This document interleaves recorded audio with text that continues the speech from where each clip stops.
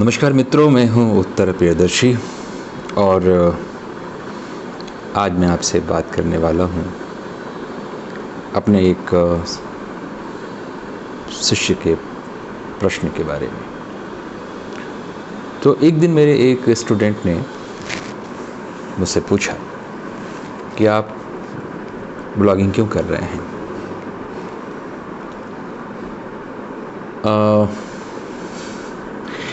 मैं ब्लॉगिंग क्यों कर रहा हूँ।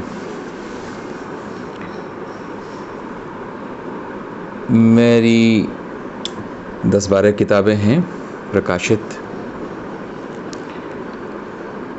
कई वर्षों से मैंने किताबों का प्रकाशन नहीं कराया है।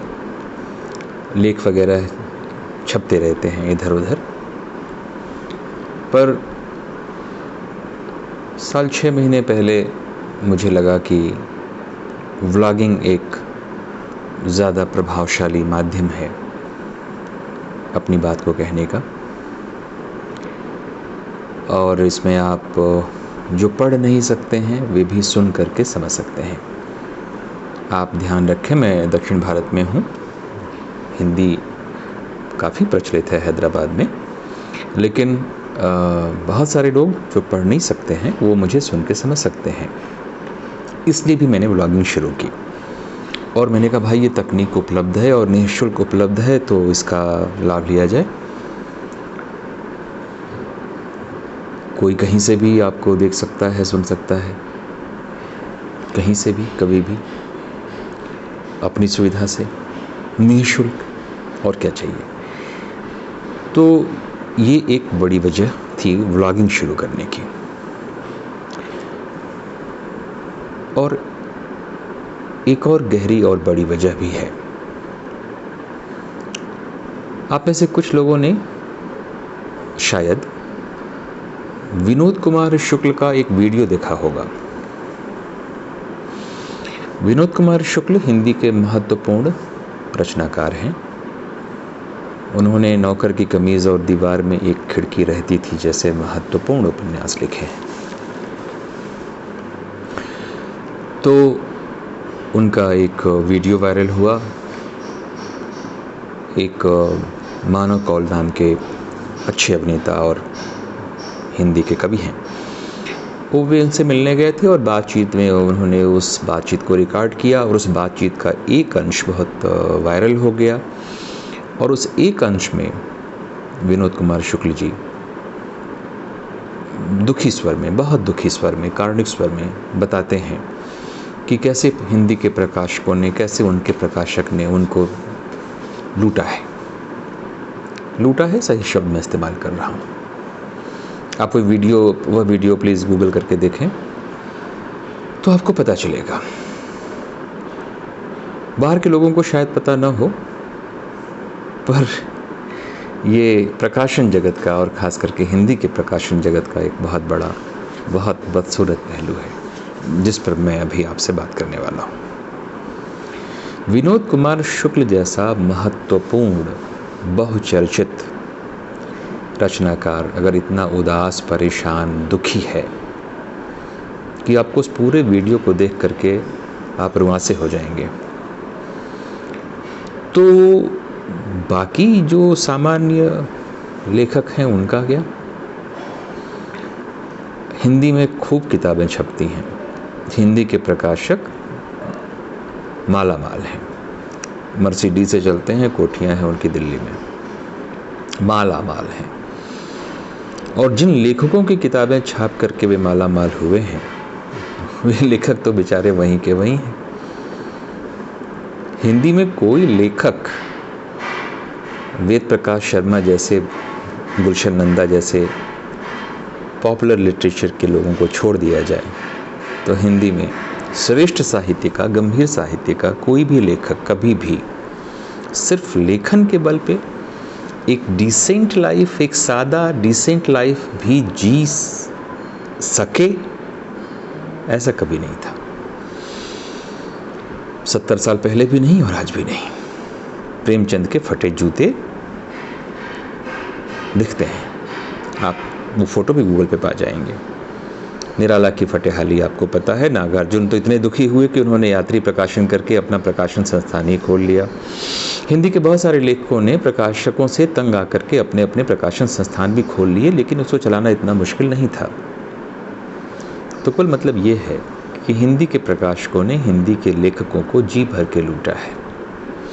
हिंदी में बहुत ही थोड़े से प्रकाशक हैं जिनकी किताबें फ्री में छपती हैं, मतलब वो प्रकाशक को उन्हें पैसा नहीं देना पड़ता है। ऐसे लोग 1-2% होंगे। हिंदी के वो सारे लेखक जिनकी किताबें हिंदी में छपती रही हैं, हिंदी के प्रकाशक छापते रहे हैं, उन सारे का 1 या 2% ऐसा होगा मुश्किल से जिनकी किताबें प्रकाशक ने बिना पैसे लिए छापी हैं। शेष लोग पैसे देते हैं तो प्रकाशक छापते हैं और वे बदले में 10-20 पुस्तकें दे देते हैं उनको, जिनको वो लोग अपने मित्रों को बांटते हैं और मित्रों से आग्रह करके समीक्षाएं लिखवाते हैं। फिर संपादक मित्रों से आग्रह करके उन समीक्षाओं को प्रकाशित करवाते हैं। फिर कुछ और किताबें खरीदते हैं उसी प्रकाशक से आधी कीमत पे कि भाई मैं लेखक हूँ, मुझे आधी कीमत पे दे दो, और उसका फिर वो और मित्रों को बांटते हैं, झोले में लेकर के घूमते हैं और बड़े बड़े साहित्यकारों को और प्रोफेसर्स को मौका दे करके गिफ्ट करते हैं और कहते हैं साहब ये हमने किताब लिखी है। ये लोग हैं हिंदी में 98% थे और हैं। 2% वो हैं जो बिना पैसा दिए छपवाते हैं, और वे कितने हैं जिनको रॉयल्टी मिलती है, मतलब प्रकाशक ने बिना पैसे लिए किताब छापी और किताब छापने के बाद जो आय हुई उस आय में से लेखक को भी उसका अंश दिया हो। ऐसे लोग 0.5% भी नहीं होंगे, हाफ भी नहीं होंगे, वो 0.1% हो सकते हैं। 0.1% जिनको रॉयल्टी मिलती है, मैक्सिमम 0.2%। और ये रॉयल्टी बहुत कम होती है, बहुत ही कम होती है, इतनी कम कि कई बार आपको लगता है कि यार नहीं दो तो अच्छा है। तो आप देखिए कि मर मर करके अपने, काफका कहते थे कि लिखना जिंदा आदमी की चमड़ी खींचने जैसा है। एक आदमी अपने खून को निचोड़ देता है, आत्मा को निचोड़ देता है, तो एक गंभीर लेखन कर्म करता है, एक गंभीर रचना पैदा होती है। पूरी तरह वो अपने को निचोड़ देता है। उसके बाद वो चाहता है कि ये किताब दुनिया के सामने आए, तो प्रकाशकों के चक्कर काटता है, प्रकाशक उससे पैसे मांगते हैं, फिर किताब छापते हैं, उसको 10-20 प्रतियां दे देते हैं। यही हिंदी में चल रहा है। वो 1-2% लोग हैं जिनकी फ्री में छप जाती है, वो महत्वपूर्ण बड़े लोग हैं, वो विभागों के अध्यक्ष हैं, संस्थाओं के निदेशक हैं, या बाकी बहुत अच्छे मशहूर लेखक हैं। और 0.1-2% लोग हैं जिनको रॉयल्टी के नाम पे कभी अच्छी और कभी बहुत मामूली रकम मिल जाती है। कुल मिलाकर के हिंदी में लेखन कर्म के बल पे आप जिंदा नहीं रह सकते हैं। एक डिसेंट लाइफ तो बहुत बड़ी चीज़ होती है। तो भाई फिर प्रकाशक इतना करोड़पति, इतना माला माल कैसे हुआ जा रहा है? मेरे पर्सनल एक्सपीरियंस से मैं जानता हूँ, प्रकाशक माला माल हुए जा रहे हैं। लेखक कहता है भाई आपने रॉयल्टी नहीं दी, तो कहते हैं साहब आपकी किताब बिकती नहीं। किताबों का कोई हिसाब नहीं कि वो कितनी छापते हैं, कितनी बेचते हैं। और अगर लेखक बड़ा सरल किस्म का व्यक्ति है, कॉपीराइट वगैरह अगर प्रकाशक ने अपने नाम से कर लिया है, जैसा कि विनोद जी के केस में है, तब तो भगवान ही मालिक है, फिर तो कोई बात ही नहीं है। कॉपीराइट लेखक के नाम से होने के बाद भी वो रॉयल्टी नहीं देते, रॉयल्टी का हिसाब किताब नहीं देते। वो बताते नहीं कितनी छापी, कितनी बेची। वो आपसे कहेंगे कि भाई आपकी किताब बिकती नहीं, उधर वो छाप करके लाइब्रेरीज में बांटे जा रहे हैं। इसका एक और पहलू है और वो बड़ा इंटरेस्टिंग है। तो हिंदी में इतनी ज़्यादा किताबें छपती हैं कि हिंदी के एक बड़े मशहूर आलोचक, अगर मैं गलत नहीं हूँ तो विभूति नारायण राय जी अच्छे कथाकार हैं, अच्छे लेखक हैं, पूर्व पुलिस अधिकारी हैं, वर्तमान साहित्य के संपादक भी थे।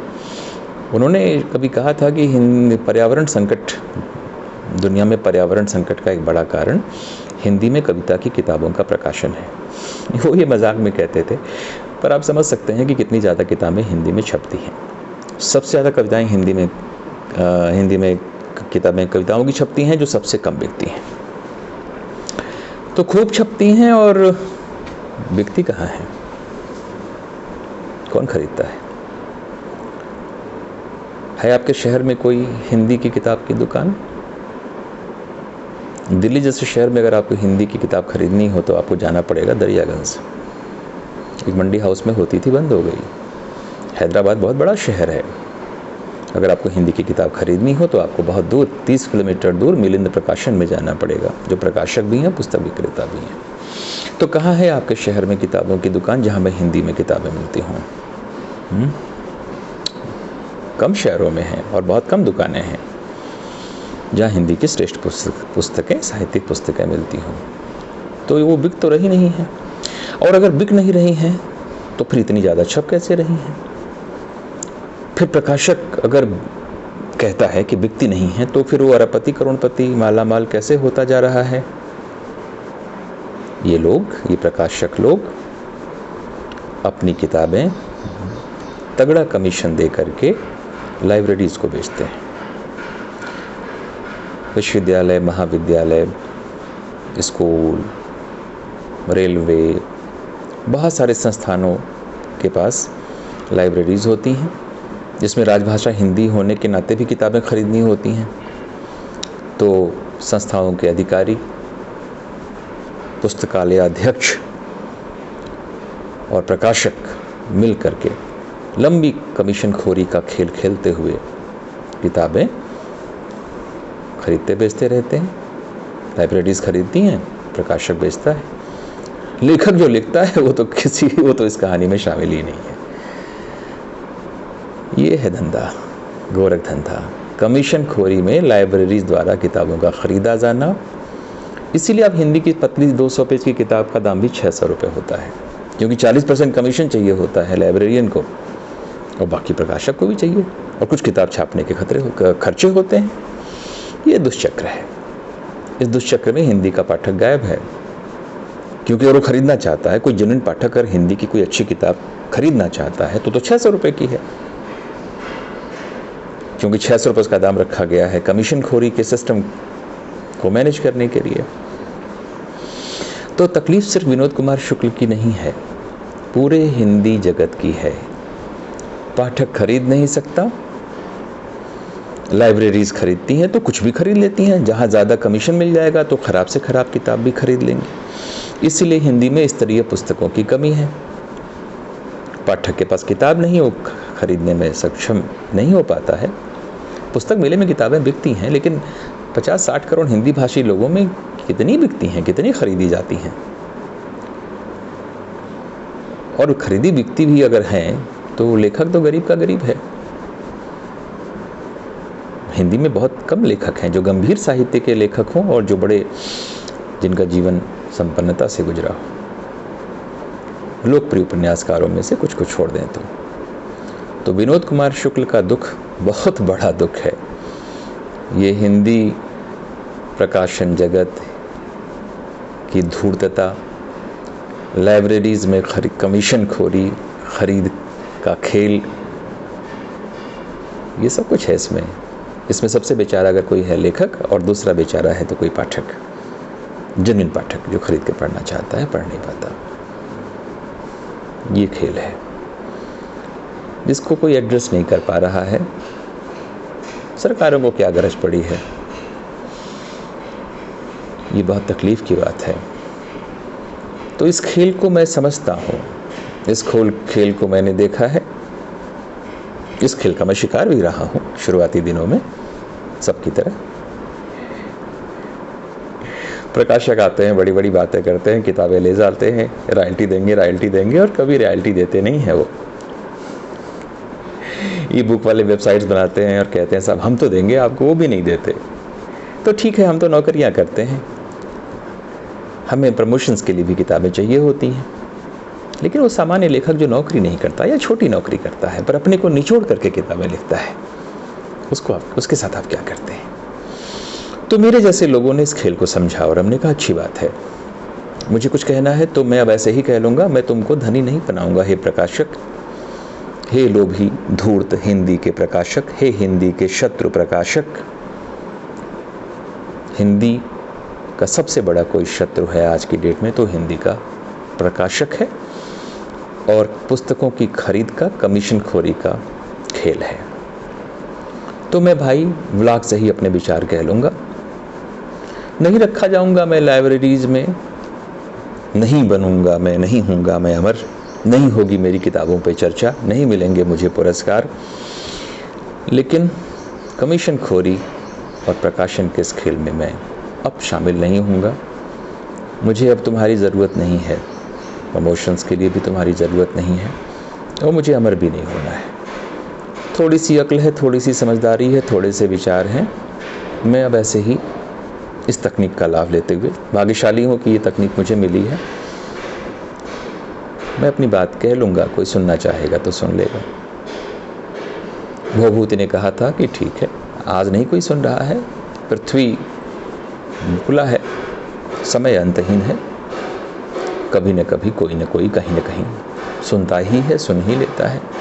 सबको सब सुनते नहीं, तो मुझे ही क्यों सुनेंगे। हर किताब पढ़ी नहीं जाती तो हर बात सुनी भी नहीं जाती, पर कभी कोई कहीं न कहीं सुन ही लेता है। तो मुझे लगता है मेरे पास कुछ कहने को है, तो मैं इसी माध्यम से कह लूँगा। ऐसा मैंने अपने बच्चे से भी कहा और ऐसा सोच के मैं ब्लॉगिंग करता हूँ। तो बात मेरी ब्लॉगिंग की उतनी नहीं थी जितनी हिंदी के प्रकाशन जगत और कमीशन खोरी के दुष्चक्र को सामने लाने की थी। और ये पूरा खेल क्या करता है, साहित्य को पाठक से दूर करता है, और हिंदी के पाठक को और हिंदी समाज को साहित्य से दूर करता है, और फिर अंत में क्या करता है, हिंदी समाज को दरिद्र बनाता है मानसिक रूप से। गंदा खेल है, इस खेल को कभी न कभी खत्म करना ही पड़ेगा। इस खेल को खत्म करने की दिशा में मेरी ब्लॉगिंग एक बहुत बहुत बहुत छोटा सा कदम है। धन्यवाद, नमस्कार।